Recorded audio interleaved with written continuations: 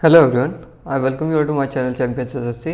आज हम GK batch का लेक्चर 14 करने वाले हैं। इस बैच को शुरू करने से पहले इस बैच के बारे में आपको कुछ बता देता हूँ। ये बैच हम हिंदी और इंग्लिश दोनों में करेंगे। इसमें बुलेट पॉइंट ज़्यादा होंगे, ठीक है, इसमें बुलेट पॉइंट ज़्यादा होंगे और इसे हम थोड़ा फास्ट करेंगे। आज हम पढ़ने वाले भक्ति और सूफी मूवमेंट्स, ठीक है। तो जो भक्ति वर्ड है वो किससे मर्ज हुआ? भक्त से, जिसका मतलब क्या होता है? डिवोशन। किसके प्रति? स्पिरिचुअल, रिलीजियस या फिर प्रिंसिपल मीन्स ऑफ सेल्वेशन। मतलब स्पिरिचुअल मतलब आत्मीयता, या फिर रिलीजियस या फिर प्रिंसिपल मीन्स ऑफ सेल्वेशन के प्रति डिवोशन, ठीक है, पूरा सरेंडर कर देना भगवान के सामने, उसे कहते हैं भक्ति, ठीक है। भक्ति वर्ड का मेंशन हमें कहाँ कहाँ पे मिलता है? कथा उपनिषद में और भागवत गीता में, ठीक है। ये आपसे पूछा जा सकता है, ये आपको याद रखना है। अगर हम फिलोसफी की बात करें तो विशिष्ट अद्वैता से पहले हम पढ़ेंगे शंकराचार्य के बारे में, ठीक है। लिखा नहीं है यहाँ पे शंकराचार्य के बारे में। शंकराचार्य जो थे, इन्हें हमें किस चीज़ की फिलॉसफी दी थी? ये फाउंडर माने जाते हैं इसके भक्ति मूवमेंट के, ठीक है। और इन्हें फिलॉसफी किसकी दी थी? इन्हें फिलॉसफी दी थी अद्वैत की, ठीक है। अद्वैत, अद्वैत का मतलब जो भगवान है और जो आत्मा है वो अलग अलग नहीं है, वो एक ही है, ठीक है। अद्वैत, नॉन डुअलिज्म भी इसे कहते हैं, ठीक है। तो शंकराचार्य जो कि फाउंडर है, उन्होंने अद्वैत की फिलॉसफी दी थी, ठीक है। और ये विशिष्ट अद्वैत का है, अगर वो अद्वैत है तो विशिष्ट अद्वैत का मतलब होता है क्वालिफाइड नॉन डुअलिज्म, ठीक है।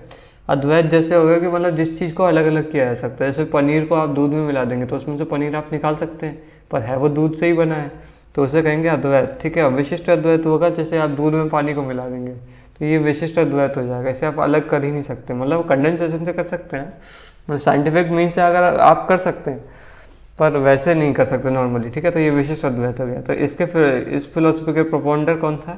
रामानुजाचार्य। इसका कहना क्या था? आत्मा एक पार्ट है किसका? ब्रह्मांड का, ठीक है। द्वैतवाद या फिर भेदाभेद किसने दिया था? निम्बकाचार्य ने, ठीक है। भेदाभेद का मतलब क्या है? कि अलग अलग है दोनों, ठीक है। जैसे आत्मा है और ब्राह्मण है और ब्रह्मांड है, ठीक है, ये दोनों अलग अलग भी है और एक भी है, ठीक है। तो इसे कहते हैं द्वैताद्वैत या भेदाभाद, भेदाभेद, ठीक है। द्वैत की फिलोसफी किसने दी थी? माधवाचार्य ने। द्वैत किसे कहते हैं? डुअलिज्म, कि भगवान अलग है और आत्मा अलग है, ठीक है।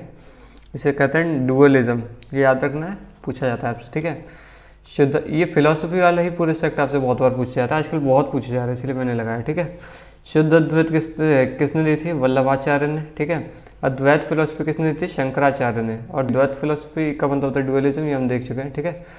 शुद्ध अद्वैत हम देख चुके हैं। इसका ये लोग क्या बिलीव करते थे कि जो दुनिया है वो रियलिस्टिक है, ठीक है। और ये आइडलिस्टिक वर्कशिप में बिलीव रखते थे। श्री शंकराचार्य जो थे वो क्या बिलीव करते थे कि ये लाइफ और वर्ल्ड है, ये पूरा एक मिथ है, ठीक है। और ये आइडल वर्कशिप में बिलीव नहीं करते थे, ठीक है। आइडल वर्कशिप क्या होता है? जैसे मूर्ति पूजन जैसे कहते हैं, ठीक है। मूर्ति पूजन में ये लोग बिलीव नहीं करते थे और ये लोग बिलीव करते थे। कौन? शुद्ध अद्वैत वाले। श्री शंकराचार्य बिलीव नहीं करते थे, ठीक है। आगे देखते हैं। फाउंडर्स की बात करें तो तमिलनाडु में और केरला में ये जो भक्ति मूवमेंट था, ये सबसे पहले हमारे सदर्न इंडिया में चालू हुआ, ठीक है। तो क्योंकि सदर्न इंडिया में मैंने आपको पढ़ाया था कि छोटे छोटे वो फॉर्म हो रहे थे, एसोसिएशंस, ठीक है। हुआ क्या था, वहाँ पे एक लीडर हुआ करता, जैसे वोटिंग के माध्यम से लिया जाता था आगे, ठीक है। तो जो सबसे ज़्यादा जिसके पास जनता की पावर होगी वही लीडर बनेगा। और जनता की पावर किस में थी? मतलब जनता फेवर में किसके थी? भक्ति मूवमेंट की, ताकि सबको इक्वलिटी से देखा जाए, ठीक है। मतलब क्या बोलते हैं, ब्राह्मण से जितने भी वो थे रिचुअल्स और सेक्रीफाइसेस, ये सब करा नहीं पा रहे थे क्योंकि सबके पास इतने पैसे थे नहीं, कि इतने रिसोर्सेज नहीं थे। इसीलिए सब भक्ति मूवमेंट की तरफ चालू हुए कि मतलब भक्ति करके भी भगवान से मोक्ष पाया जा सकता है, ठीक है। तो उसके बहुत लोग फॉलोवर हो गए, इसीलिए ये जो मेन हेड हुआ उसने भी, राजा ने भी इसको बहुत प्रमोट किया साउथ इंडिया में, ठीक है। इसलिए साउथ इंडिया से ही ये चालू है, बाद में नॉर्थ इंडिया में आया है पूरा भक्ति मूवमेंट, ठीक है। तो इसके फाउंडर की बात करें, तमिलनाडु और केरला में अलवर थे जो कि विष्णु के डिवोटीज थे। ये आपसे पूछा जाता है, याद रखना है, गलत करने के बहुत चांसेस रहते हैं, ठीक है। विष्णु के डिवोटीज को क्या कहा जाता है? अलवर। और नयनर किसे कहा जाता है? Devotees of Shiva. डिवोटी का मतलब क्या होता है? जो शिव जी की पूजा करते हैं, भक्त होते हैं जो उनके, ठीक है। कर्नाटका की बात करें तो यहाँ पे बसवन्ना, अक्का महादेवी और अलामा प्रभु, ये सब कर्नाटका से हैं फाउंडर, किसके? भक्ति मूवमेंट के। महाराष्ट्र से क्या है, ये हम सब अब डिटेल में देखेंगे, नामदेव और तुकाराम, ठीक है। नदर इंडिया की बात करें तो रामानंद, चैतन्य महाप्रभु, गुरु नानक, कबीरदास, रविदास और मीराबाई, ठीक है। तो ये सब फाउंडर कहाँ माने जाते हैं? नदर इंडिया में। नॉर्थ इंडिया में लोग माने जाते हैं फाउंडर किस चीज़ के? भक्ति मूवमेंट के, ठीक है। अब भक्ति सेंट्स की अगर हम बात करें तो पहले सेंट्स को अगर हम देखें तो पहला सेंट है रामानुज, ठीक है। इसमें आपको ये डेट याद करने की कोई ज़रूरत नहीं है कि ये कब से कब तक जिए, ठीक है।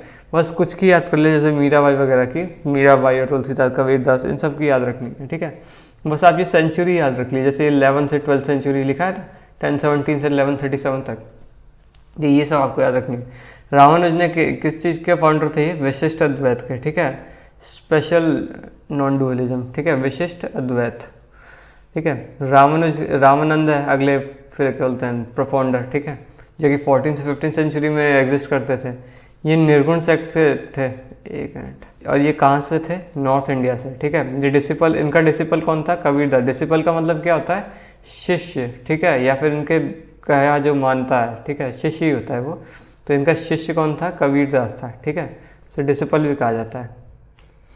आगे देखते हैं। और कबीरदास की अगर हम बात करें तो ये था 1400 से 1510 तक, ठीक है। मतलब 15 से 16 सेंचुरी तक रफली एग्जिस्ट करते थे कबीरदास, ठीक है। कबीर के दोहे इनके सबसे मेन वो है, ठीक है। और इनकी दो और चीज़ें है, ये आपसे पूछा जा सकता है कि कबीर की टीचिंग्स कहाँ कंपाइल्ड है, ठीक है। टीचिंग्स इसकी कहाँ कहाँ कंपाइल्ड है? इसकी टीचिंग्स है बीजक में, ठीक है, बीजक और पंचवानी में, ठीक है। इन दोनों में इसके कबीर की टीचिंग्स कंपाइल्ड है, ठीक है। और कबीर के दोहे भी एग्जिस्ट करते हैं। तो पर आपसे कबीर के दोहे नहीं पूछेगा कि इसमें कबीर तो लिखा ही है। उनके टीचिंग्स मेनली बीजक और पंचवनी में कंपाइल्ड है, ठीक है। उनकी कुछ टीचिंग आपको उसमें ही मिल जाती है। गुरु ग्रंथ साहिब जो है ना, गुरु ग्रंथ साहिब, इसमें भी आपको कबीर के दोहे मिल जाएंगे, ठीक है। क्यों मिल जाएंगे? कि ये गुरु नानक थे ना, ये भी निर्गुण सेक्ट से थे। निर्गुण का मतलब क्या होता है? जब भगवान के निर्गुण फॉर्म की पूजा करते हैं, मतलब आइडल वर्शिप में बिलीव नहीं करते हैं, ठीक है। तो ये गुरु नानक भी उसी से था, कबीरदास भी उसी से था, ठीक है। तो इसीलिए इसकी टीचिंग्स हमें गुरु ग्रंथ साहिब में भी मिलती है, ठीक है। ये क्रिटिसाइज करता था हिंदू और इस्लामिक धर्म को, ठीक है। ये बिलोंग करता था निर्गुण सेक्ट से। गुरु नानक जो 1469 से 1538 तक रहा है, ये भी निर्गुण सेक्ट से बिलोंग करते थे, ठीक है। और ये भी मतलब उसी के निर्गुण सेक्ट के फॉलोअर थे, ठीक है, निर्गुण सेक्ट के फॉलोअर थे, ठीक है। चैतन्य की बात करें, अगला प्रोफाउंडर आता है चैतन्य, जो कि 1486 से 1533 तक एग्जिस्ट करते थे। ये इनने बंगाल वैष्णविज्म शुरू किया, ठीक है। ये प्रोफाउंड क्या किया? इनने भक्ति मूवमेंट बंगाल में चालू किया, ठीक है। ये फाउंडर किसके थे? गौड़िया वैष्णविज्म के, ठीक है। वैष्णविज्म का एक सेक्ट है जो कि बंगाल में इनने चालू किया, ठीक है। इसे गौड़िया सेक्ट के भी नाम से जाना जाता है। ये एक वैष्णविज्म का सेक्ट है। वैष्णविज्म किसे कहा जाता है? जो कि विष्णु जी की पूजा करते हैं, ठीक है, उन्हें वैष्णविज्म कहा जाता है। तो उन्हीं का एक सेक्ट है गौड़िया वैष्णविज्म, जो कि चैतन्य ने चालू किया, ठीक है। ये आपको याद रखना है। अगले प्रोफाउंडर कौन आता है? विद्यापति, जो कि 14 से 15 सेंचुरी तक के रफली के अराउंड क्या बोलते हैं एग्जिस्ट करते थे, ठीक है। इनने पदावली कंपोज की। ये आपसे कभी बहुत पूछने के चांसेस है, पदावली किसने कंपोज की, ठीक है। पदावली है क्या? ये लव बैलेड है राधा और कृष्णा की, ठीक है। ये आपको याद रखनी है। पदावली कंपोज किसने की? विद्यापति ने, ठीक है। आगे देखते हैं। अगले प्रोफाउंडर कौन आता है? पुरंदरदास, जो कि 1480 से 1564 तक एग्जिस्ट करते थे। इन्हें फादर माना जाता है कर्नाटिक म्यूजिक का। ये जब हम आर्ट एंड कल्चर देखेंगे तो इनके बारे में थोड़ा डिटेल से पढ़ेंगे, ठीक है। कर्नाटिक म्यूजिक किसे कहा जाता है? साउथ इंडिया के जो म्यूजिक है ना, उसे कर्नाटिक म्यूजिक कहा जाता है, ठीक है। और ये कर्नाटका से बिलोंग करते थे, मॉडर्न डे जो है, ठीक है, वहाँ से बिलोंग करते थे। और इन्हें कर्नाटिक म्यूजिक का, साउथ इंडियन म्यूजिक का फादर माना जाता है पुरंदरदास को, ठीक है। ये हमें याद रखना है। वैसे सारी चीज़ें मैंने इंपॉर्टेंट ही ली है, ठीक है, मेरे नोट से तो क्या ही कह सकते हैं। अगला वो प्रोफाउंडर आते हैं वल्लभाचार्य, जो कि 1479 से 1531 तक एग्जिस्ट करते थे। इनने कौन सी फिलोसफी दी? शुद्ध अद्वैत, ठीक है, प्योर नॉन डुअलिज्म, ठीक है। और फिलोसफी इनमें किस चीज़ की दी? पुष्टि मार्ग की, ठीक है। ये आपसे पूछा जा सकता है कि पुष्टि मार्ग फिलोसफी किसने दी? तो वल्लभाचार्य ने पुष्टि मार्ग की फिलोसफी दी, ठीक है, याद रखना है। अगले अपनी मेन प्रोफाउंडर आती है मीराबाई, ठीक है। मीराबाई के बारे में आप सभी ने सुना होगा, ठीक है। 1498 से 1546 तक ये एग्जिस्ट करती थी। ये डिसाइपल किसकी थी? वल्लभाचार्य की, ठीक है। अभी हमने देखा वल्लभाचार्य, ये और जो 1479 से 1531 तक एग्जिस्ट करते थे। इन्हीं की डिसिपल थी, मतलब शिष्या थी। कौन? मीराबाई, ठीक है। और ये डॉटर नहीं थी, ठीक है, डॉटर नहीं थी, डॉटर इन लॉ थी, ठीक है, जिसे बहू भी कहते हैं, डॉटर इन लॉ, ठीक है। डॉटर इन लॉ थी राणा सांगा ऑफ मेवाड़ की। राणा सांगा के बारे में आपने सुना भी होगा। राणा सांगा जो थे वो बहुत ग्रेट रूलर थे, ठीक है। इनने बाबर से एक बैटल भी लड़ा था, ठीक है, बाबर से एक बैटल कब 1528 एडी में, 1528 एडी में एक बैटल लड़ा, जिस बैटल का नाम क्या था? बैटल ऑफ खानवा, ठीक है, बैटल ऑफ खानवा लड़ा था, ठीक है, राणा सांगा और बाबर के बीच में। बाबर ने भी इसकी, राणा सांगा की काफ़ी तारीफ करी थी कि ये बहुत ग्रेट रूलर है, बहुत मतलब अच्छे तरीके से लड़ा के इन्हें हराया होगा, तभी तो वो हुआ होगा, ठीक है। ये मीराबाई जो थी राठौर प्रिंसेस थी, और इन्हीं ने वो गाया था मुझको राजा जी माफ़ करना, ठीक है।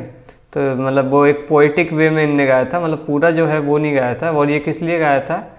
क्योंकि इनके जो हस्बैंड थे जिससे इनकी शादी हुई थी, वो 4-5 साल में इनकी डेथ हो गई थी। तो राजपाट पे इन पर बहुत ज़्यादा लोड आ रहा था और इन्हें बहुत लोग क्रिटिसाइज़ कर रहे थे राजपाट में, ठीक है। तो इनने पूरा राजपाट छोड़ दिया और ये इसमें भक्ति मार्ग में आ गई, ठीक है। तो तभी इनने पोएटिक वे में गाया था मुझको राजा नहीं मांगा, और लिटरली गाया था इन लोगों ने, इनने, ठीक है। तब से फेमस हो गया, ठीक है। और ये भक्ति किसकी? कृष्णा की, ठीक है। भक्त किसे कहा जाता है? जो कि भक्ति की प्रैक्टिस करता है उसे भक्त कहा जाता है। हम पहले ही भक्त पढ़ चुके हैं, ठीक है। अगला मेन प्रोफाउंडर कौन आता है? सूरदास, जिसने 1483 से 1563 तक एग्जिस्ट किया, ठीक है। भक्ति मूवमेंट को पूरा सपोर्ट किया, ठीक है। सूरदास का हमें पता है ये ब्लाइंड हुआ करते थे, ठीक है। ये आगरा से बिलोंग करते थे। ये कृष्ण जी के भक्त थे, ठीक है। सूरदास कृष्ण जी के भक्त हैं, ठीक है, याद रखना है। आगे चलते हैं। अगले मेन प्रोफाउंडर आता है तुलसीदास, ठीक है। ये 1532 से 1623 तक भक्ति मूवमेंट का पार्ट रहे। ये भक्त किसके थे? राम जी के भक्त थे, ठीक है। और इनकी फेमस राइटिंग कौन सी है? रामचरितमानस, ठीक है, और कवितावली और गीतावली। रामचरितमानस की बात करें तो ये किस भाषा में लिखी गई है? गैस कर सकते हैं आप, क्योंकि बहुत ईजी है, अवधी, ठीक है। अवधी जो भाषा है ना उसमें लिखी गई है, क्योंकि ऑफकोर्स ये अवध के अराउंड बोली जाती है, तो उसी भाषा में लिखेंगे ये लोग, तो अवधी भाषा में लिखी गई है। अगले मेन प्रोफाउंडर है दादू दयाल, जो कि 1544 से 1603 तक एग्जिस्ट करते थे, ठीक है। ये निर्गुण सेक्ट से क्या बोलते हैं बिलोंग करते थे, और इनका ये फाउंडर थे दादू पंथ के, ठीक है। दादू पंथ के बारे में आपने सुना होगा, जैसे दादू दयाल ने की क्या टीचिंग्स थी कि आप कुछ नहीं कर सकते, तो आपको क्या बोलते हैं मोक्ष पाने के लिए क्या करना है? भगवान का नाम बार बार जपना है। जैसे कि आपने सुना होगा सीताराम सीताराम लोग लगातार बोलते रहते हैं, तो वो दादूपंथी होते हैं, ठीक है, दादू दयाल के फॉलोअर। और इन्हें क्या कहा? दादू दयाल के फॉलोअर को ही दादूपंथी कहा जाता है, ठीक है। जैसे कबीर के फॉलोअर को क्या कहा जाता है? कबीरपंथी, ठीक है। कबीरपंथी कबीर के फॉलोअर को कहा जाता है, दादू दयाल के फॉलोअर को दादूपंथी कहा जाता है, ठीक है, क्योंकि ये दादू पंथ को फॉलो करते हैं। और ये लोग क्या करते हैं? एक नाम को बार बार रिपीट करते हैं मोक्ष पाने के लिए, ठीक है, अपने कर्मों से, मतलब बुरे कर्मों से वो होने के लिए, मुक्त होने के लिए, ठीक है। आगे देखते हैं।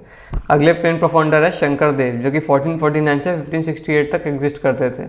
इनने भक्ति मूवमेंट आसाम में स्प्रेड किया, ठीक है। ये प्रोफाउंडर किसके थे? सत्रिया डांस के, ठीक है। इनकी बात करें तो ये शंकर देव जो थे, इनने एक चीज़ भी बनवाई थी, मतलब एक बिल्डिंग बनवाई थी, जिसका क्या नाम था? नौगढ़, ठीक है। इसको मैं लिख देता हूँ।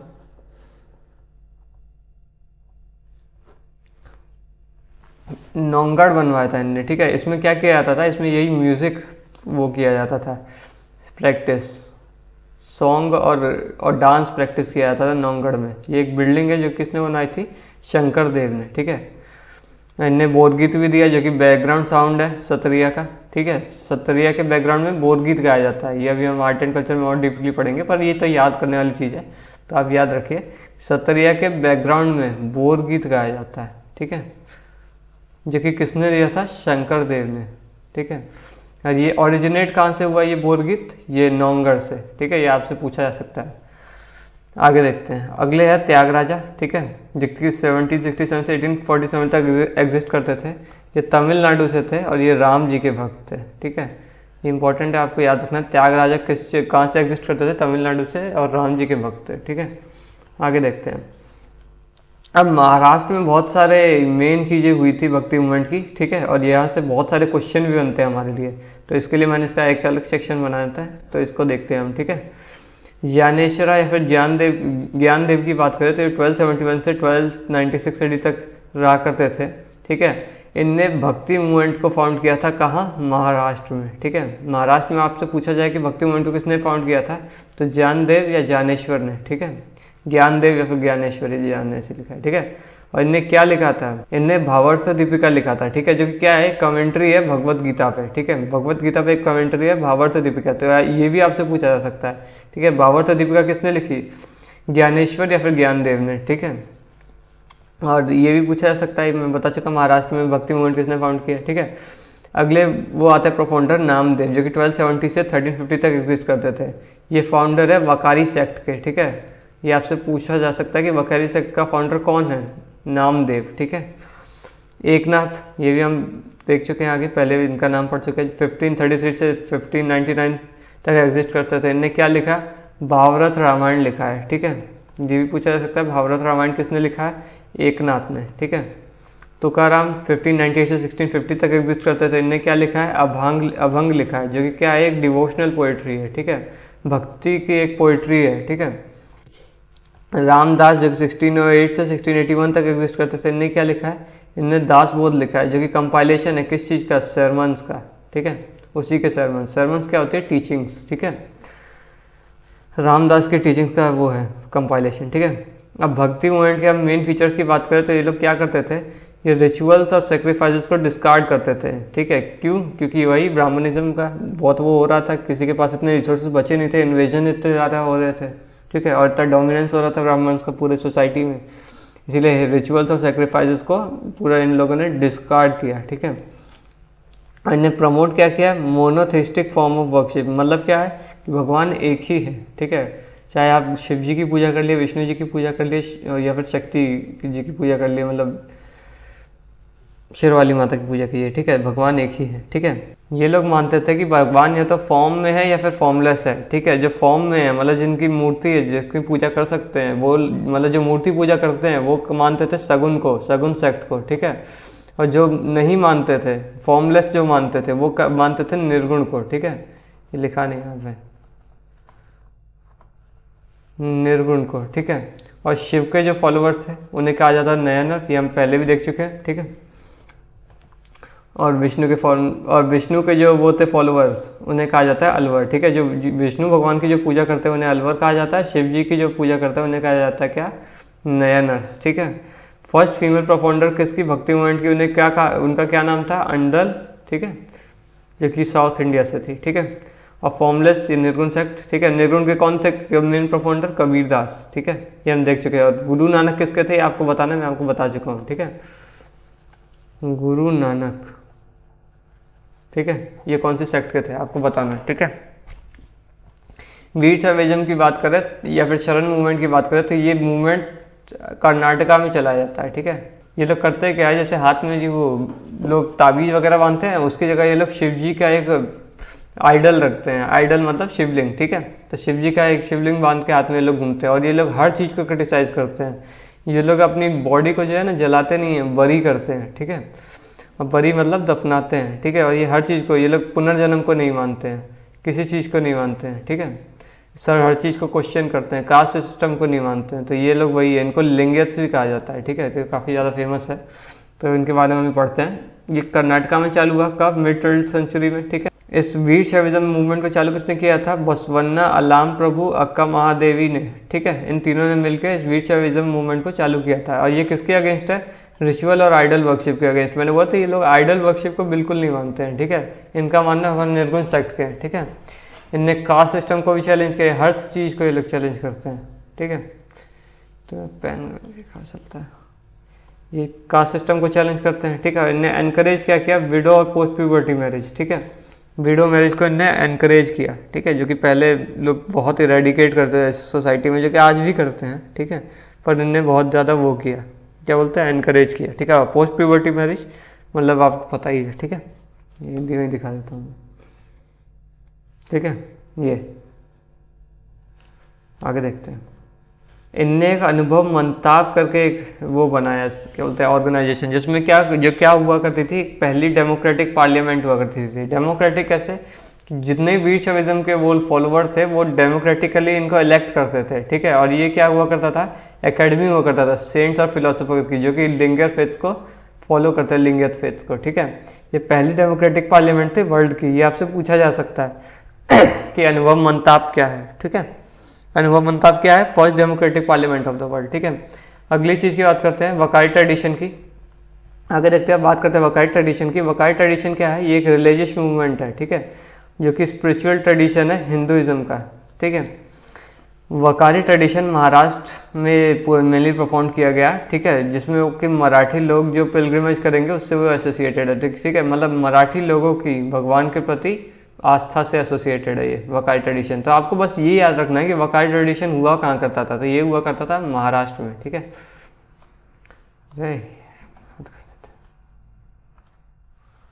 महाराष्ट्र में, ठीक है,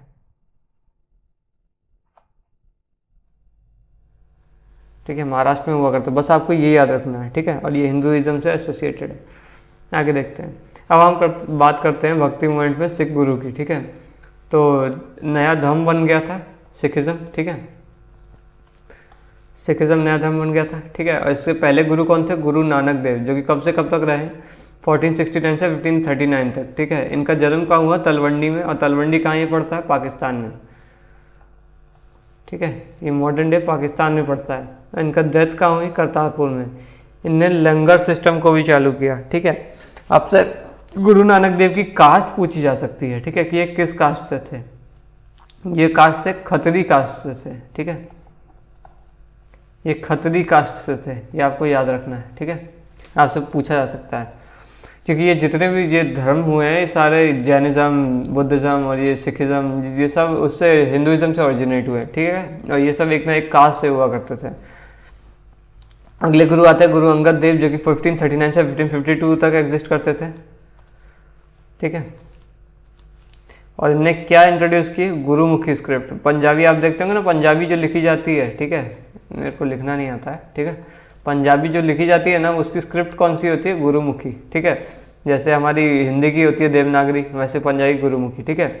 अगले जो आते हैं इनके गुरु, वो आते हैं गुरु अमरदास साहिब, जो कि 1552 से 1574 तक रहे। ये कंटेम्प्रेरी किसके थे, अकबर के, ठीक है, मतलब अकबर के टाइम पे ये एग्जिस्ट करते थे, गुरु अमरदास साहिब, ठीक है।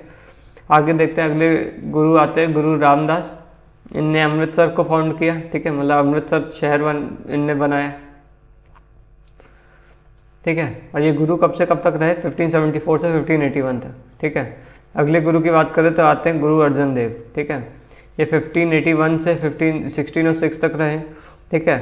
इन्होंने क्या कंपाइल किया, आदि ग्रंथ, ठीक है। आदि ग्रंथ क्या है, जैसे हमारी भगवत गीता है, ठीक है, और ये त्रिपिटका है बुद्धिज्म में, और वैसे इनका है आदि ग्रंथ, ठीक है। इनने क्या किया, कंस्ट्रक्शन कंप्लीट किया, किस चीज़ का, गोल्डन टेम्पल का। गोल्डन टेम्पल कहाँ है आपको पता है ना, अब नहीं पता मैं बता देता हूँ, अमृतसर में है, ठीक है, अमृतसर में। तो उनको वहाँ पे ये इन्हीं लोग निकलते हैं, अर्जुन देव ने ही बनाया अमृतसर में गोल्डन टेम्पल, ठीक है। इन्हें जहांगीर के द्वारा मरवा दिया गया था, ठीक है। क्यों मरवा दिया गया था, क्योंकि सिखिज्म की मतलब बहुत फेमस हो रहा था, तो उसको लगा कि ये हमारे धर्म के लिए खतरा है, इसलिए उसने इसे मरवा दिया जहांगीर ने, ठीक है। हरगोविंद अगले गुरु आते हैं सिखिज्म में, ठीक है। ये 1606 से 1644 तक रहे, और इसने अकाल तख्त बनाया 1609 में, ठीक है। ये आपसे डेट सहित याद रखनी है आपको ये, ठीक है। अकाल तख्त कब बना, 1609 में। अकाल तख्त है क्या, एक पॉलिटिकल सीट है, ठीक है, पॉलिटिकल सीट है, कहाँ, यहीं गोल्डन टेम्पल में अमृतसर के, ठीक है, एक सीट है अकाल तख्त, आपको याद रखनी है, ठीक है। और ये आपको याद रखना चाहिए, ठीक है, खालिस्तानी के खिलाफ इंदिरा गांधी ने जो असैसिनेशन करवाया था, मतलब वो इंदिरा गांधी ने जो ऑपरेशन करवाया था, उस ऑपरेशन का क्या नाम था, ऑपरेशन ब्लू स्टार, ठीक है,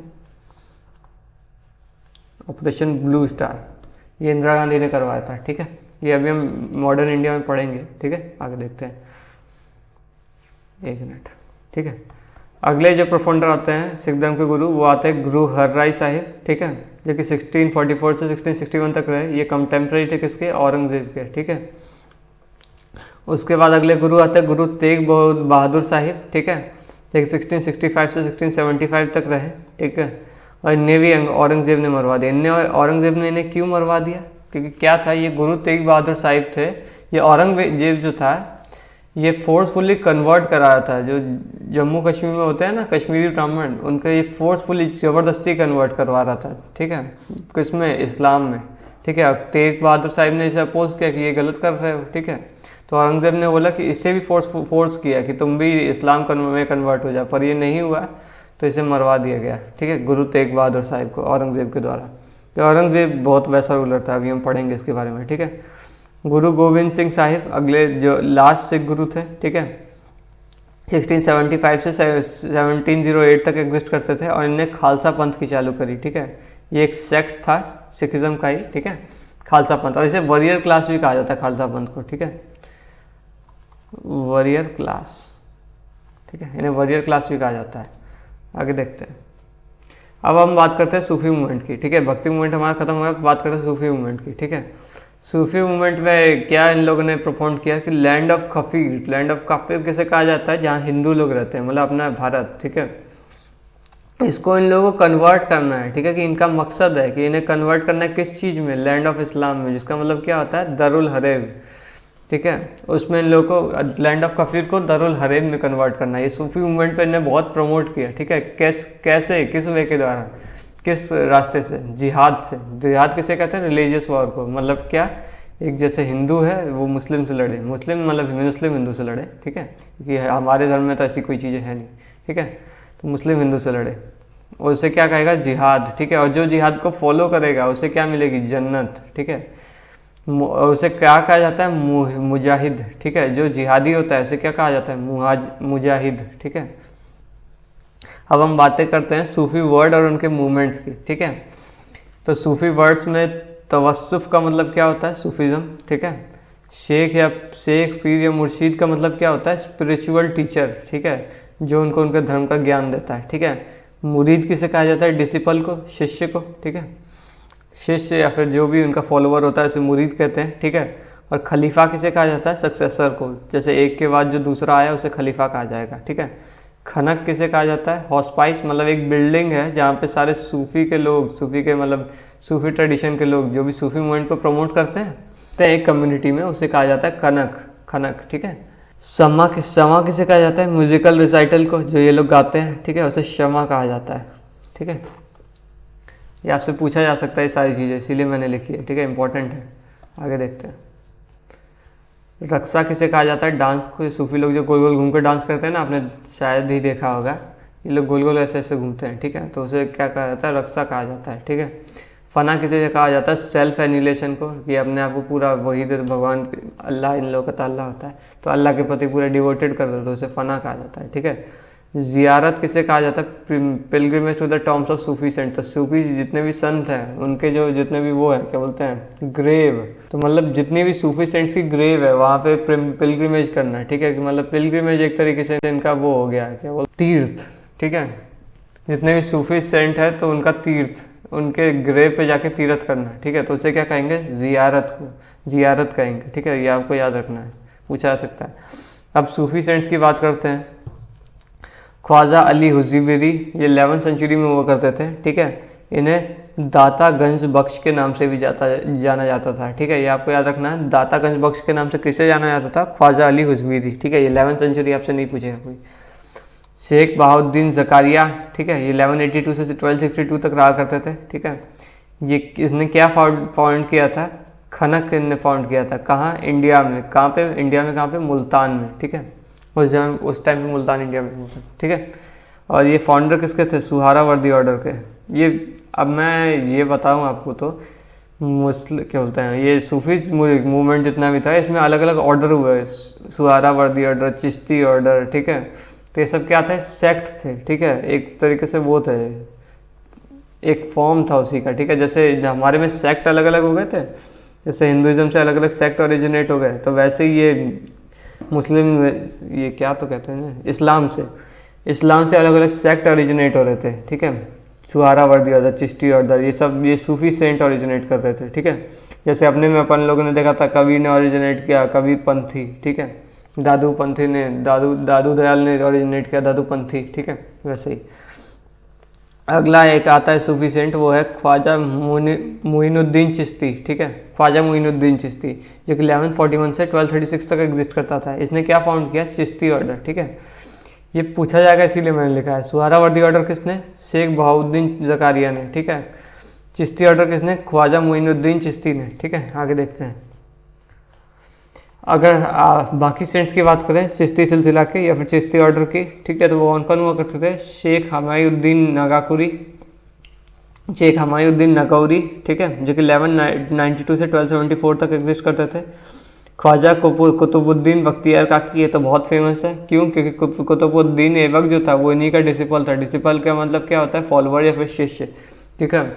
कुतुबुद्दीन जिसने इन्हीं के नाम पे क्या बनाया? कुतुब मीनार, ठीक है, इसी के नाम पे बनाया। कब? 1206 में, ठीक है। ये हम पढ़ चुके हैं। आपको बताना है कि इसकी बाकी की 2 फ्लोर जो थे वो, मतलब बाकी के और 2 इससे कौन कौन एसोसिएटेड है, ठीक है। बाबा जरीउद्दीन, जिन्हें गंज शाकर के नाम से भी जाना जाता है, ये 1175 से 1265 तक एग्जिस्ट करते थे, ठीक है। और इन्हें बाबा फरीद के नाम से भी जाना जाता था, ठीक है। पूछा जा सकता है आपसे, ठीक है, बाबा फरीद के नाम से किसे जाना जाता था? बाबा जरीदुद्दीन गंज शिकर, ठीक है, जो कि कौन था? चिश्ती ऑर्डर का एक सेंट था, ठीक है। ये भी पूछा जा सकता है बाबा फरीद कौन से ऑर्डर से बिलोंग करता था? चिश्ती ऑर्डर, ठीक है, चिश्ती ऑर्डर। शेख निज़ामुद्दीन औलिया, ये 1236 से 1325 तक एग्जिस्ट करता था और इसे महबूब इलाही के नाम से जाना जाता था, ठीक है। ये भी चिश्ती ऑर्डर से था, ठीक है। शेख नसीरुद्दीन महमूद, इसको किस नाम से जाना जाता था? चिराग दिल्ली के नाम से जाना जाता था, ठीक है। ये इसे टाइटल दिया गया था, ठीक है। और ये भी किस सिलसिले से था? मतलब किस ऑर्डर से था? चिश्ती ऑर्डर से, ठीक है। अगले की बात करें केवल सूफी सेंट की, तो कौन था? सैयद मोहम्मद गेसू दराज, जिसको पॉपुलरली किस नाम से जाना जाता था? बंदा नवाज के नाम से, ठीक है। तो आपसे पूछा जा सकता है कि बंदा नवाज कौन से सेक्ट से था? चिश्ती ऑर्डर से था, ठीक है। शेख बहरुद्दीन, अगले जो वो आता है क्या बोलते हैं सेंट, सूफी सेंट, वो कौन था? शेख बहरुद्दीन समरकंदी, जो कि 13th सेंचुरी में एग्जिस्ट करता था, ठीक है। इसने क्या फाउंड किया था? फिरदौसी ऑर्डर इसने फाउंड किया था, जो कि एक ब्रांच है किसकी? सुहरावर्दी ऑर्डर की, ठीक है। आगे देखते हैं। अगला जो सूफी सेंट आता है वो आता है ख्वाजा बाकी बिलाह, ठीक है। इसने इंट्रोड्यूस किया था नक्शबंदी सिलसिला, कहाँ? अपने इंडिया में, ठीक है। इंडिया में आपसे पूछा है कि नक्शबंदी सिलसिला किसने चालू किया? तो ख्वाजा बाकी बिलाल ने, ठीक है। अगला जो आता है सूफी सेंट, उसका क्या नाम है? नियमत उल्ला कादरी, ठीक है। इसने कादरी ऑर्डर चालू किया था। ये फॉलोअर किसका था? इसका ग्रेट फॉलोअर कौन हुआ करता था? मतलब इसका वो डिसिपल कौन हुआ करता था? दारा शिकोह, जो कि शाहजहाँ का सबसे बड़े क्या बोलते हैं बड़ा बेटा था, ठीक है। शाहजहाँ का सबसे बड़ा बेटा दारा शिकोह था, वो इसका फॉलोअर हुआ करता था, नियमत उल्ला कादरी, ठीक है। और इसने क्या फाउंड किया था? कादरी ऑर्डर। ये आपसे पूछा जा सकता है, ठीक है। देखो सूफी सेंट और भी हैं, ठीक है, सेंट्स और भी हैं, लेकिन क्या है इम्पोर्टेंट बस इतना ही है। हमें बस इंपॉर्टेंट वाला याद करना है, बाकी हमें इसमें कुछ घुसना नहीं है और इससे हमें कोई मतलब भी नहीं है, हमें कोई यूपीएससी नहीं निकालना है, ठीक है। आगे देख रहे हैं। तो आज के लिए बस इतना ही। अगर आपको इसका पीडीएफ चाहिए तो मैं इसका लिंक दे दूँगा कमेंट में या डिस्क्रिप्शन में, ठीक है। कमेंट या डिस्क्रिप्शन में आपको इसका लिंक दे दूँगा, ठीक है। आप फॉलो कर सकते हैं पीडीएफ के लिए चैंपियंस एसएससी का टेलीग्राम, ठीक है। तब तक के लिए थैंक्स फॉर वॉचिंग। कोई भी क्वेरी आए तो आप कमेंट में पूछ सकते हैं, ठीक है। लाइक कर सकते हैं वीडियो का अच्छा लगा तो, शेयर कर सकते हैं अपने फ्रेंड्स के साथ, ठीक है। सब्सक्राइब कर सकते हैं, जो कि काफ़ी ज़्यादा हेल्पफुल और अप्रिशिएबल होगा, ठीक है। तब तक के लिए थैंक यू।